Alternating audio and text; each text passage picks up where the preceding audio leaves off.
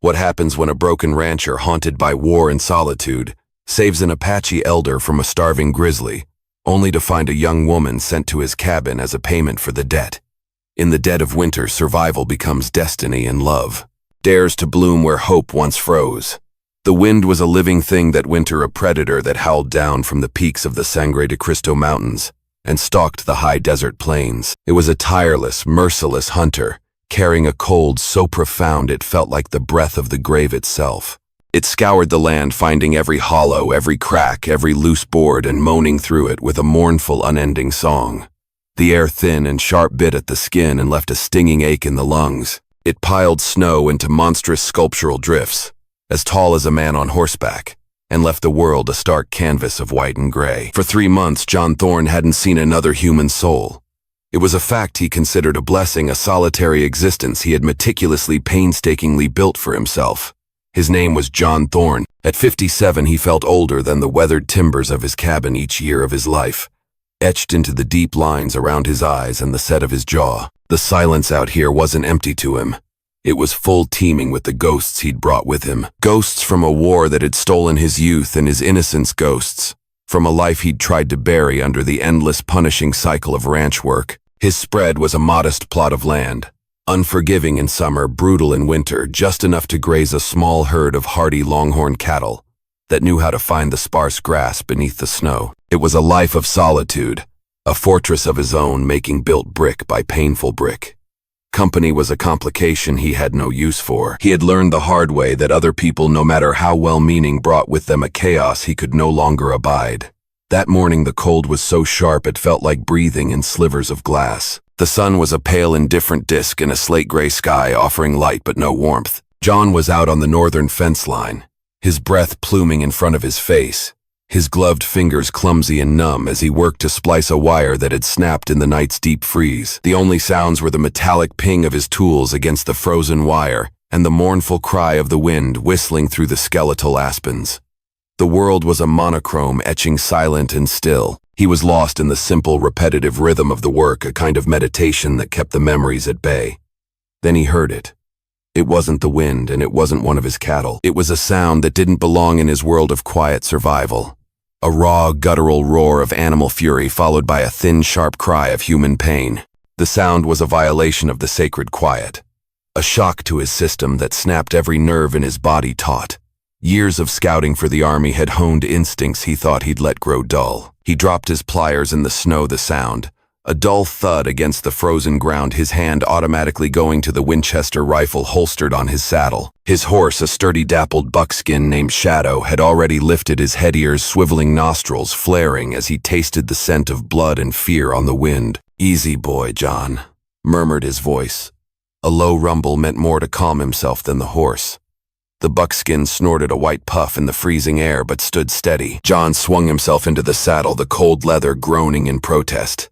He didn't urge Shadow into a run. In this treacherous terrain with the snow hiding treacherous dips and rocks, that was a fool's game. They moved with a swift, ground-eating trot, heading toward the cluster of rock formations and juniper trees where the sound had come from. John's gut was a cold, hard knot. He'd seen what a cornered, hungry grizzly could do. The bears in these mountains were supposed to be hibernating, but a lean winter like this one could wake the desperate ones. As they crested a small rise, the scene unfolded below. The snow in a small clearing was trampled and stained a sickening crimson. A massive grizzly, its brown fur matted and its gaunt frame a terrifying testament to its hunger, was savaging something on the ground. It was a man, an Apache by the look of his buckskin leggings, and the single feather tied in his long, gray-streaked black hair. He was old and he was being torn apart. Time seemed to slow down, the world narrowing to the space between John's rifle sight and the bear's massive shoulder. He slid from the saddle using Shadow's body as a screen and sank to one knee in the snow. The wind died down for a moment, and in the sudden profound hush, he could hear the bear's angry grunts and the wet tearing sound of its work. He didn't think. He reacted. The training, the grim, brutal training, took over. He was no longer a reclusive rancher. He was a rifleman. The Winchester bucked against his shoulder, the report of the shot a thunderclap that shattered the cold stillness and echoed flatly in the thin air. The bullet struck the grizzly high on the shoulder, spinning it around with a roar of rage and a primal howl of pain. It ignored the man on the ground now, its small black eyes fixing on John, a terrifying concentrated fury in their depths. It reared up on its hind legs, a monstrous silhouette against the white snowblood darkening the fur of its torn shoulder. John didn't waste time admiring the view. He was a professional in the grim business of survival. He levered another round into the chamber, aimed for the center of its chest, and fired again. The second shot sent it stumbling backward, a guttural shriek of agony erupting from its maw. The third, a clean shot to the head, dropped it for good. It fell like a felled tree, a ton of fur and fury, sending up a puff of snow, and then lay still. The silence that followed was profound, broken only by the ragged sound of John's own breathing. He kept his rifle trained on the bear for a long minute, watching for any sign of life, his heart pounding a frantic rhythm against his ribs. There was none. He was alone with two bodies in the snow, one still, one bleeding. The reality of what he had done settled over him with the weight of a stone. Slowly, reluctantly, he walked forward, the crunch of his boots on the snow unnaturally loud. The man on the ground was a mess. The bear had mauled his arm and shoulder, and a dark, steaming pool of blood was spreading out from under him, melting the snow in a gruesome halo. John knelt beside him, his rifle laid across his lap. The man's eyes were closed, his face the color of old parchment etched with deep lines that spoke of a long, hard life. He was old, maybe 70 winters. John saw the faint, stubborn pulse of life in the man's chest. He couldn't just leave him. He pressed two fingers against the side of his neck, expecting to find nothing but a cold absence. But there it was, a faint, thready pulse as stubborn as a winter weed. As if feeling John's touch, his eyelids fluttered open. His eyes were dark and deep and held a startling clarity. There was no fear in them, no pleading, just a calm, unwavering assessment. He was looking at John, the white man who had just saved him, and John saw a flicker of something he couldn't name. Not gratitude, something more like acknowledgement. John let out a breath he didn't realize he'd been holding. "Well, I'll be," he muttered to the vast, silent land. "Looks like my quiet day is over." The profound simplicity of the statement felt absurd in the face of the blood and the snow and the dead bear. There was no question of leaving him. John might have chosen a life of solitude, but he wasn't a monster. He'd seen too much death to walk away and let another man die alone in the snow if he could help it. He was a man with a haunted past, but his core, buried deep under layers of pain and isolation, was still decent. Getting him back to the cabin was an ordeal. The man was light, but it was a dead weight, and lifting him sent fresh waves of blood soaking through his deerskin shirt and onto John's own coat. He managed to get him draped over Shadow's saddle, then mounted behind him, one arm wrapped tight around the man's chest to hold him steady. Every jarring step the horse took seemed to pull a low groan from his lips. The ride back was slow, a grim procession through the silent, snow-laden landscape. The sky was already beginning to bruise with the colors of dusk by the time they reached the small, dark shape of the cabin. The place was Spartan, a single room with a stone hearth, a sturdy bed in one corner, a table with 2 chairs and shelves holding the bare necessities. It was a fortress against the world, and John had just brought the world inside. He laid the man on his bed, the only bed, and worked quickly, driven by a newfound desperate urgency. He stoked the fire in the hearth until it roared to life, casting dancing shadows on the log walls. He put a kettle of water on to boil. His hands, which had been numb from the cold just an hour before, were surprisingly steady as he gathered what he needed. A clean knife, a needle and thread from his mending kit, carbolic acid, and strips of clean linen he tore from a worn-out shirt. The old man's life, a complete stranger's life, was now in his hands. He cut away the tattered remains of the man's shirt. The wound was a nightmare. A series of deep, ragged gashes that laid the muscle bare to the bone. The bear's claws had ripped through his flesh as if it were paper. The sight was enough to turn the stomach of a lesser man, but John had seen worse. He didn't flinch. He never flinched. The man never made a sound as John cleaned the wound with boiling water and acid, though he saw his knuckles turn white where he gripped the edge of the cot. His stoicism was unnerving, a silent testament to a lifetime of pain and endurance. "This is going to hurt like hell," John told him, his voice rough and low, more to hear a voice in the room than for his benefit. The old man just blinked slowly, his dark eyes fixed on the ceiling, a silent, unblinking sentinel in the midst of his own suffering. John stitched him up for the better part of 2 hours. It wasn't pretty work. He was a rancher, not a surgeon, but he'd done enough field dressing on men and animals to know the basics. His stitches were tight and practical, meant to hold, not to be admired. He splinted the man's broken arm with 2 pieces of kindling and bound it tightly against his chest. When he was finished, he covered him with every blanket he owned and slumped into the chair by the fire, exhausted to the bone. The old man's breathing was shallow but steady. He had survived the bear, the cold, and John's clumsy surgery. Now, it was a waiting game. John sat there for a long time, listening to the twin sounds of the fire crackling and the stranger's breathing, and he felt a profound sense of intrusion. His sanctuary had been breached. For the first time in years, he wasn't alone, and he wasn't sure how he felt about that. The ghosts in the room were no longer just his own. For 3 days, the old man did not speak. He drifted in and out of consciousness, his body fighting a fever that left him drenched in sweat. John stayed by his side, a reluctant nurse. He changed the man's bandages, cleaned the wounds, and spoon-fed him broth he made from a stringy rabbit he'd snared. The man took what he offered without protest, his eyes following John's every move when he was awake. They were intelligent, watchful eyes that seemed to see more than John was comfortable with. John talked to him sometimes, his voice rusty from disuse. He told him about the weather, about the stubborn cow that kept finding ways out of the west pasture. He didn't ask his name or where he came from. It felt like a violation of the silent understanding they seemed to have. He was a man in need, and John was a man who could help. For now, that was all that mattered. The cabin felt different with him in it, smaller. The silence was no longer John's own. It was a shared space filled with the old man's quiet, determined fight for life. John found himself moving more quietly, banking the fire at night so the light wouldn't disturb him. The old man's presence was a constant low hum beneath the surface of his solitary routine. On the 4th morning, the fever broke. John came inside from feeding Shadow, stamping the snow from his boots, and found him sitting up. He had swung his legs over the side of the bed, his back ramrod straight despite the thick bandages swathing his torso. He looked frail and diminished, but his eyes were clear and sharp. "You should be lying down, John," said his voice, coming out harsher than he intended. The old man ignored him, his gaze fixed on the fire. When he finally spoke, his voice was a low, raspy whisper like stones grinding together. "You did not ask my name." John set the pail of milk he was carrying on the table. "Figured you'd tell me if you wanted me to know." The old man gave a slow, deliberate nod. "My name is Kale." He looked at John, then a direct, piercing gaze. "You have a good hand. You stitched me like a man who has seen war."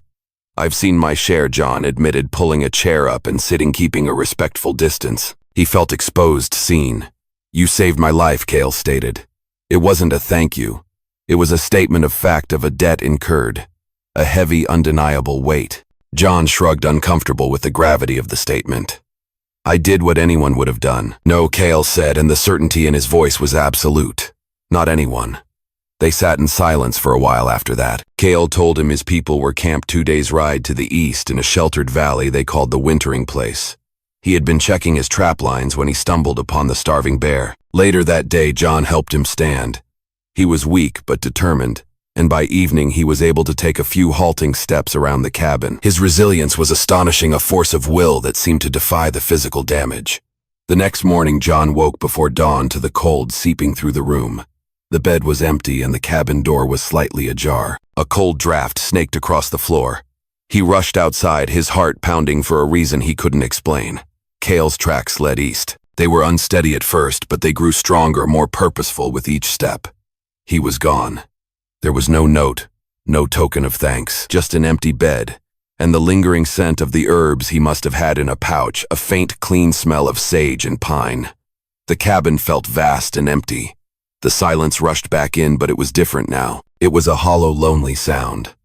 John had grown accustomed to the quiet presence of the old man, and his absence left a void he hadn't expected. He shook his head, angry at his own foolishness. He had craved solitude, and now that he had it back, it felt like a punishment. For 2 days, he tried to fall back into his old rhythm. He mended the fence, chopped wood, tended his cattle. But a strange restlessness had taken hold of him. He found himself glancing toward the east, half expecting to see Kale returning. He told himself it was for the best. Kale was with his people. John was alone. The world was back in its proper, painful order. Then, on the 3rd day after Kyle's departure, John woke before dawn to a feeling. A subtle shift in the atmosphere of the cabin. A presence. His hand went for the Colt revolver he kept on the small table by his bed. He sat up slowly, his eyes scanning the pre-dawn gloom. And then he saw her. She was sitting in the chair by the cold hearth as silent and still as a statue. He hadn't heard the door, hadn't heard a single footstep on the floorboards. She was just there. She was young, maybe 20. Her hair was long and black, a stark river against the pale deerskin dress she wore. The dress was worn and frayed with a long tear along the side that revealed a glimpse of a strong, shapely thigh. A leather satchel rested on the floor by her bare feet. Bare feet. In this cold. She must have walked a long way. The thought of her journey, of her vulnerability, sent a shiver through him that had nothing to do with the temperature. John rose from the bed, pulling on his trousers, his movements slow and deliberate. He didn't want to startle her. She didn't move, but he could feel her awareness of him, a palpable thing in the small room. "You lost, ma'am?" he asked, his voice low. She turned her head and her eyes met his. They were the darkest eyes he had ever seen, and they held a universe of sorrow and resilience. They were her grandfather's eyes, but where his held the wisdom of age, hers held the weariness of a lifetime of pain. "No," she said. Her voice was soft, but it carried a strange weight, a finality. "I was sent." John stood there, bewildered, the cold floor seeping into the soles of his feet. "Sent by who? My name is Ayana," she said, as if that explained everything. "Kale was my grandfather. He sent me." The pieces clicked into place with a sickening thud. The old man's words echoed in his mind. "You saved my life. That is seen." This was their way. A life for a life. A debt paid. They had sent him a woman. A cold, bitter anger rose in his throat, a sharp, clean rage that cut through the fear and confusion. He wasn't angry at her. He was angry at Kale, at a tradition he couldn't comprehend. "I didn't do it for a reward," he said. His voice tight, his fists clenched. "I don't want payment." "I know," she whispered. And for the first time her gaze dropped to the floor as if she were ashamed. John looked at her, then really looked. He saw the faint silvery scar of a rope burn on her wrist. He saw the exhaustion etched into the fine lines around her eyes. He saw the way she held herself with a kind of defensive stillness, as if she were waiting for a blow. This wasn't an honored gift. This was a disposal. For whatever reason, her people, her family, had cast her out under the guise of paying a debt. He ran a hand over his unshaven jaw, the anger draining away, replaced by a heavy sense of pity and responsibility. "You don't owe me a damn thing," he told her. Her eyes flickered up to meet his again. "I am to stay if you will have me. And if I won't, you got somewhere else to go." She gave a single, almost imperceptible shake of her head. "Number." The single word hung in the air between them, heavy with all the doors that had been closed to her. She was as trapped as he was in a different kind of wilderness. "Damn it all," John sighed, the air leaving his lungs in a rush. He walked over to a wooden chest at the foot of his bed and pulled out a thick wool blanket. He held it out to her. "You can stay," he said gruffly. "But you're not my property, you're not a payment. You're just a person staying here. Understand?" She looked at the blanket, then at his face. A flicker of something relief maybe passed through her dark eyes. She took the blanket, her cold fingers brushing against his. The touch was like a spark of static electricity in the charged air. "I understand," she said. Without another word, she wrapped the blanket around her shoulders, walked to the spot by the hearth, and lay down on the hard wooden floor. She curled into a tight ball, a small, lonely figure in the vastness of John's cabin. He stood there for a long time, watching the slow, even rise and fall of her back. The wind howled outside, a living, mournful thing, and the fire was dead and cold. His sanctuary had been breached for good, and for the first time he felt the crushing weight of another person's survival resting squarely on his shoulders. He was no longer just a man running from his past. He was a man with a future he hadn't asked for, and he was terrified. The first few days were a study in silence. Ayana moved through John's cabin like a ghost, a quiet, unobtrusive presence, who seemed to take up no space at all. She was always awake before him, and he would emerge from his bed to find the fire already rekindled its warmth, pushing back the relentless morning chill. There would be a pot of coffee brewing on the hearth, its rich, dark aroma, a small comfort in the tense atmosphere. They didn't speak unless it was necessary. "Coffee?" he'd ask. A nod would be her reply. "More wood for the fire," he'd state. She would simply put on his oversized spare coat, which swallowed her whole, and venture out into the snow to help him carry it. He watched her, trying to understand the woman who had been deposited on his doorstep. He noticed the way she moved with an economy of motion, no wasted gestures. He saw the calluses on her hands. She was no stranger to hard work. He also saw the deep-seated sadness in her eyes, a permanent shadow that never seemed to lift even when she was focused on a task. She never smiled. He gave her a pair of his old worn-out boots, stuffing them with rags, so they would fit her small feet. She accepted them with a quiet nod of her head, the first time he had seen her wear anything on her feet since she arrived. The sight of her bare feet on the frozen ground had been a constant nagging reproach, a testament to the hardship she had endured. One evening, as a fresh blizzard raged outside, rattling the windows and piling snow against the door, they sat on opposite sides of the hearth, the fire crackling between them. The tension in the cabin was thick enough to cut with a knife. John couldn't stand it anymore. "Why you?" he asked, his voice startlingly loud in the quiet room. She looked up from the worn moccasin she was mending with a piece of sinew. Her dark eyes were unreadable. "Why did Kale send you?" John clarified, his voice softening a little. "He must have other kin, other women in his family." She set the moccasin down in her lap, her hands folding over it. She stared into the flames for a long time before she spoke, her voice so low John had to lean forward to hear it. "They say I carry a shadow," she said, her words a quiet lament, "that my spirit is too quiet. I do not laugh at the young men's jokes. I do not smile when a warrior boasts of his deeds." She paused, her gaze still fixed on the fire. "My mother was a healer. She taught me the ways of the plants, the songs for mending bone and soothing fever. She died in the last hard winter. After she was gone, I had no place." Her words painted a bleak picture of a woman living on the fringes of her own community. "They saw me as an extra mouth to feed a silent woman with no husband and no prospects. My grandfather loved me, but he was old. His voice did not carry the weight it once did. Sending me here, it was a way to honor his debt to you, and a way to solve the problem of me. So they threw you away," John said, the words tasting like ash in his mouth. "They gave me a chance to survive," she corrected softly, but there was no conviction in her voice. A surge of anger, hot and fierce, coursed through him, not at her but at the faceless people who had discarded her so callously. "You want to go back?" he asked, his voice a challenge. She looked at him then, and for the first time he saw a flicker of raw emotion in her eyes, a deep, aching hurt. "They never asked me to stay," she whispered. That single sentence told him everything he needed to know. The truth was not just that they had sent her away. It was that they had wanted her gone. After that night, something shifted between them. The silence was still there, but it was less of a wall and more of a shared space. It became comfortable. They started working together, a silent, efficient team. They cleared snow from the roof of the barn, mended harnesses, and chopped a seemingly endless supply of firewood. He learned to read her moods by the set of her shoulders, and she seemed to know what he needed before he asked for it. One afternoon, they were reinforcing a section of the corral fence that had been weakened by the heavy snow. John was hammering a new post into the frozen ground, the rhythmic thud of the sledgehammer the only sound in the cold, still air.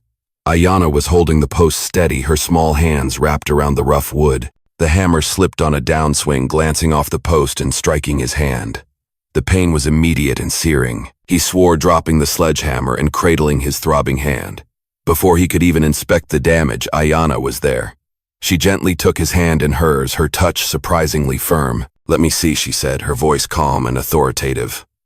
She led him back to the cabin, sat him down at the table, and began to tend to his hand. Her movements were deft and sure, as she cleaned the cut and wrapped it in a clean cloth poultice of herbs she had found dried in the barn. As she worked, her head was bent, her long black hair falling forward to curtain her face.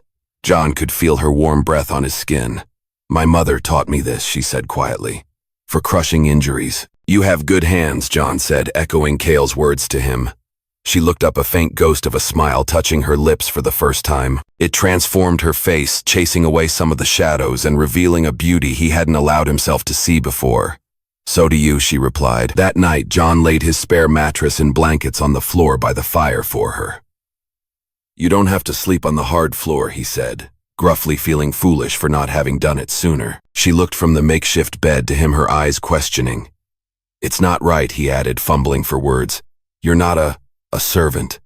She nodded slowly, a silent acknowledgement of his clumsy attempt at kindness. Later, as he lay in his own bed, listening to the wind and the soft sound of her breathing from across the room, he asked the question that had been bothering him since he first saw it. "Ayana," he said into the darkness, "that scar on your wrist, who gave it to you?" There was a long silence. John thought she wasn't going to answer. Then her voice, small and tight, came out of the darkness. "A trapper. A white man. He took me from my village when I was a girl. I was with him for a year before my people traded for me back." John's blood ran cold. The pieces of her story were falling into place, each one more tragic than the last. Discarded, violated, and now exiled. "They took you back after that?" he asked, his voice thick with a rage he didn't know he was capable of feeling. "Yes," she whispered, "but I was no longer clean, no longer one of them. I was tainted." John closed his eyes, a profound and terrible understanding dawning on him. She hadn't just been sent to him. She had been sent to a white man, because in her people's eyes she was already spoiled by one. His act of saving her grandfather had provided them with the perfect, honorable excuse to be rid of her for good. He lay there in the dark, listening to the sound of her quiet breathing, and he felt a fierce protective instinct rise up in him. She wasn't a debt. She wasn't a shadow. She was a survivor. And for some damn reason, fate had made her his responsibility. For the first time, it didn't feel like a burden. It felt like a purpose. The weeks that followed were a slow thaw both outside and in the cabin. The relentless snowstorms eased, and the sun began to show itself for more than a few fleeting hours a day. The world was still a stark white, but there was a hint of change in the air, a promise of the spring that was still months away. Their routine had settled into a comfortable rhythm. They worked together during the day, their movements synchronized their communication, often wordless. In the evenings, they would sit by the fire mending tools or clothing the silence between them, no longer tense but companionable. Ayana began to change. The haunted, wary look in her eyes began to recede, replaced by a quiet watchfulness. She started to hum sometimes as she worked, a low, melodious sound that was as soft as the snowfall outside. The ghost of a smile he had seen once made more frequent appearances, usually when one of the barn cats did something foolish, or when Shadow nudged her for a treat. John found himself changing too. The hard shell he had built around himself for years had begun to crack.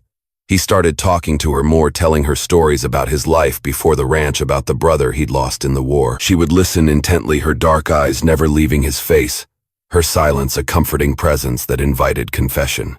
She in turn began to share pieces of her own life. She told him about the healing plants her mother had taught her, about the stories the elders told around the winter fires. She spoke of her past with a detached sadness, as if it had happened to someone else.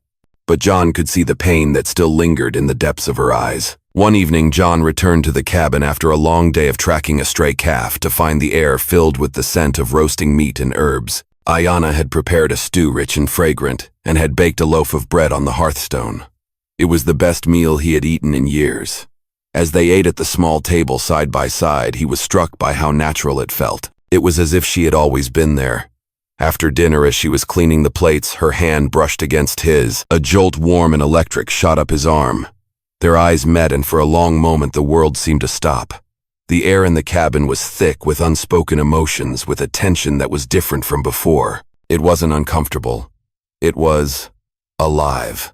John looked away first, his heart pounding in his chest. He was a man who had forgotten what it was to feel anything but the dull ache of loss and the bite of the winter wind. This new feeling, this warmth that was spreading through him, was both terrifying and exhilarating.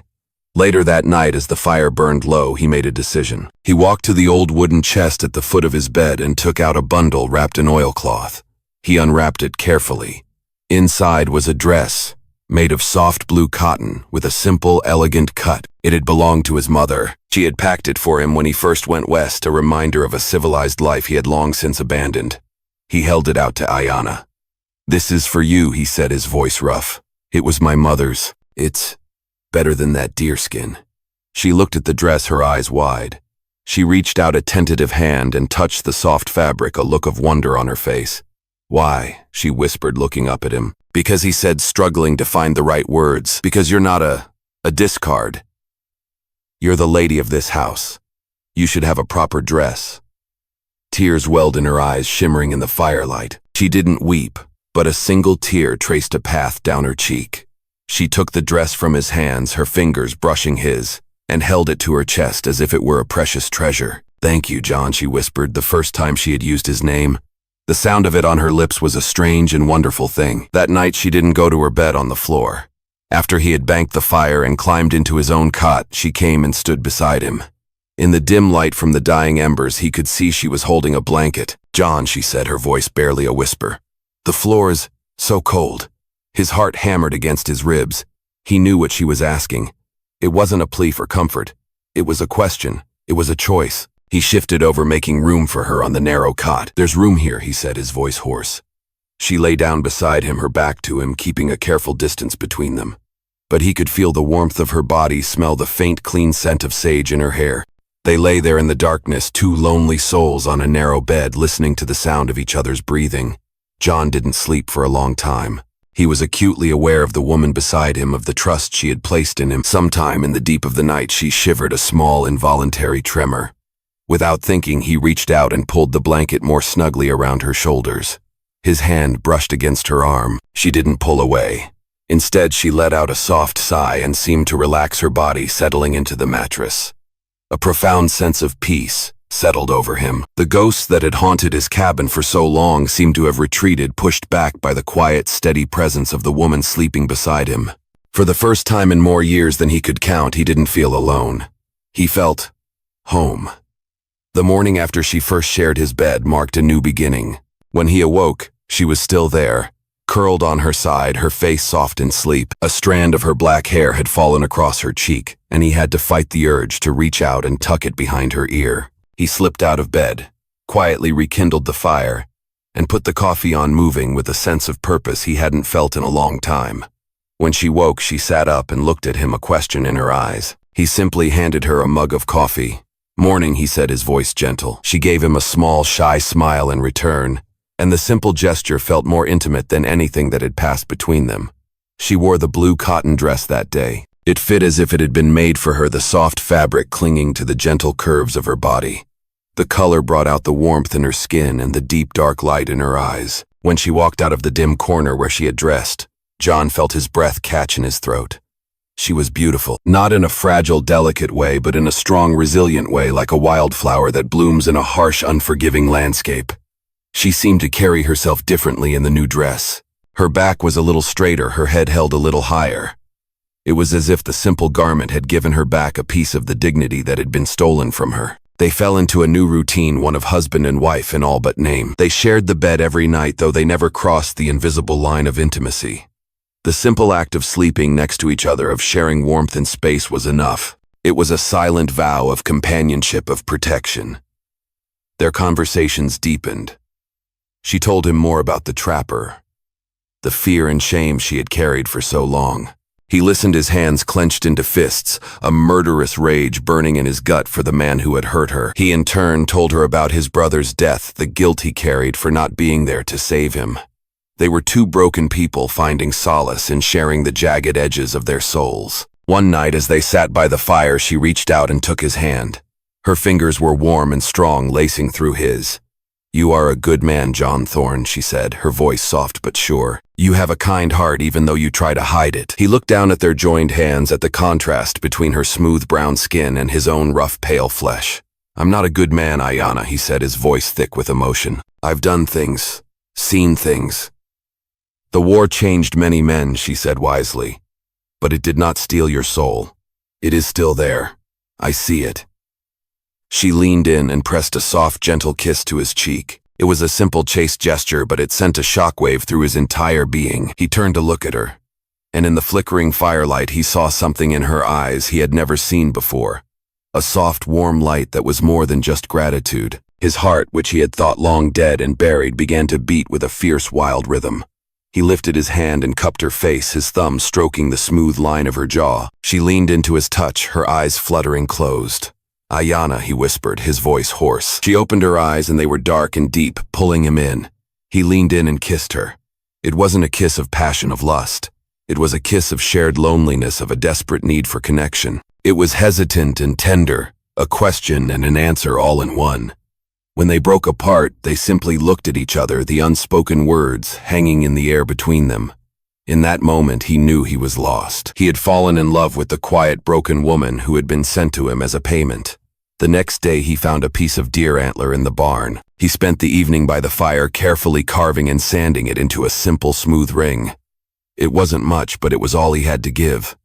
He gave it to her the next morning. He didn't say anything, just held it out to her in the palm of his hand. She looked at the ring, then at him, her eyes shining with unshed tears. She took it and slipped it onto the third finger of her left hand. It was a perfect fit. "Yes," she whispered, her voice choked with emotion. "Yes, John." That night when they went to bed, the invisible line between them dissolved. She turned to him, her eyes full of a deep, trusting love. He pulled her into his arms, and their bodies met a silent communion of two souls who had finally found their harbor. They made love with a tenderness and reverence that was almost painful. It was a healing, a joining, a promise of a future he had never dared to dream of. As they lay tangled in each other's arms afterwards, the first light of dawn painting the sky in shades of rose and gray, she whispered, "I have never had a home before." He held her tighter, pressing a kiss to the top of her head. "You do now," he said, his voice thick. "You do now." The winter snows began to melt, and the land began to stir from its long slumber. And in the small cabin in the high desert, two people who had been lost in their own winters had finally found their spring. The coming of spring transformed the land. The stark white and gray gave way to a hesitant green as the first shoots of grass pushed their way through the thawing earth. The creek, which had been a frozen ribbon of ice, began to flow again, its cheerful gurgle a constant happy sound. The change in the land was mirrored in their lives. The cabin, which had once been a fortress of solitude, was now a home filled with the quiet sounds of a shared life.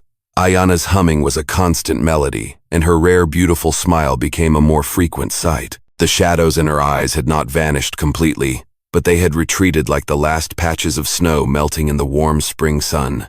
They worked side by side, preparing the ranch for the coming season. They mended fences, cleared the winter's debris, and planted a small garden behind the cabin.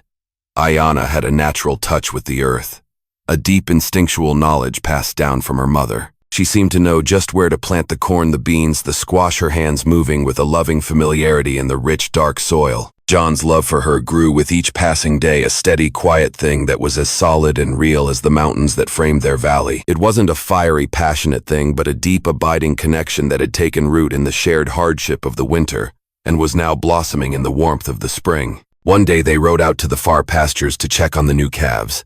It was a perfect spring day, the sky a brilliant, cloudless blue, the air warm and sweet with the scent of pine and damp earth. They sat on a rocky outcrop, sharing a piece of bread and cheese, watching the calves frolic in the new grass. Ayana was leaning against him, her head resting on his shoulder, the simple bone ring he had made her glinting in the sunlight. "I am happy here, John," she said quietly, her voice full of a contentment that he could feel resonating through her body into his. "I'm happy you're here," he replied, his arm tightening around her. "Do you ever think of them?" she asked, her voice thoughtful. My people he had wondered if they would come looking for her, if they would try to take her back. The thought sent a cold spike of fear through him. Sometimes, he admitted. "They will not come," she said with a quiet certainty. "In their eyes, I am yours now. I belong to this place. You don't belong to me, Ayana," he said, fiercely turning to look at her. "You belong with me. There's a difference." She looked up at him, her dark eyes full of a deep, unwavering love. "I know," she whispered. "That is why I will never leave." But the shadow of her past was not so easily banished. A few weeks later, as John was returning from a trip to the small settlement of Dry Creek for supplies, he saw them, 3 riders sitting on their horses on the ridge overlooking his cabin. They were Apache. His blood ran cold. He spurred Shadow into a gallop, his hand reaching for his rifle. All the old fears, the old prejudices he thought he had buried came rushing back. He had to get to Ayana. By the time he reached the cabin, they were gone. He burst through the door, his rifle in his hand, his heart pounding in his chest. "Ayana," he yelled. She was standing by the table, her hands covered in flour, a look of calm concern on her face. "John, what is it? What's wrong?" "There were riders," he said, his voice breathless. "On the ridge, Apache." She didn't seem surprised. "I know," she said quietly. "They were here." Here, he looked around the cabin as if expecting to find signs of a struggle. "Did they hurt you? What did they want?" "They did not come inside," she said, her voice calm and steady. She walked over to him and placed a gentle, flour-dusted hand on his arm. "They wanted to see if I was well, to see if the man who saved my grandfather was a good man." "And what did you tell them?" he asked, his voice still tight with fear and anger. "I told them I was home," she said simply. She told him the lead rider was her cousin. He had brought news. Kale, her grandfather, had passed away peacefully in his sleep a month ago. His last words had been John's name, a prayer of thanks for the man who had saved his life and given his granddaughter a new one. John stood there, the rifle heavy in his hands, the fear and anger draining away, replaced by a profound sense of relief and a deep aching sadness for the old man who had in his own way brought them together. That night, as they lay in bed, the soft light of the moon streaming through the window, Ayana turned to him. "John," she said, her voice a soft whisper in the darkness. She took his hand and placed it on her stomach. "There is something I must tell you." Her belly was still flat, but he could feel a new firmness there, a subtle rounding that he hadn't noticed before. Understanding dawned on him slow, and then, all at once, a wave of such powerful emotion that it left him breathless. He looked at her, his eyes searching hers in the dim light. She simply nodded, a slow, serene smile gracing her lips. Tears sprang to his eyes, hot and unexpected. John Thorne, a man who thought he was made of stone and iron, was weeping. He pulled her to him, burying his face in her hair, his body shaking with a joy so fierce it was almost painful. She was not a payment for a debt. She was a gift. A gift of life, of love, of a future he had never believed he would have. She had come to him in the dead of winter, a lost and broken soul in the midst of a storm. And together in the quiet solitude of the high desert they had found their spring. And now a new life was beginning, a small, precious seed of hope planted in the fertile ground of their love, ready to blossom in the warm, bright sunlight of the days to come. This is a draft to get you started. It is written in the requested third-person perspective with new names and an expanded narrative to reach the word count you requested. It delves deeper into the emotions and thoughts of the main character, John Thorne, and builds the relationship between him and Ayana more slowly and deliberately. I hope this draft is a good starting point for you. Please let me know if you would like to explore a different emotional direction for a specific scene, or if you would like me to adjust the tone or vocabulary. Enjoying these epic Wild West stories? Hit subscribe for more gripping tales of bravery, conflict, and unexpected heroes. Now tap the video on screen to experience a story with a twist you'll never forget.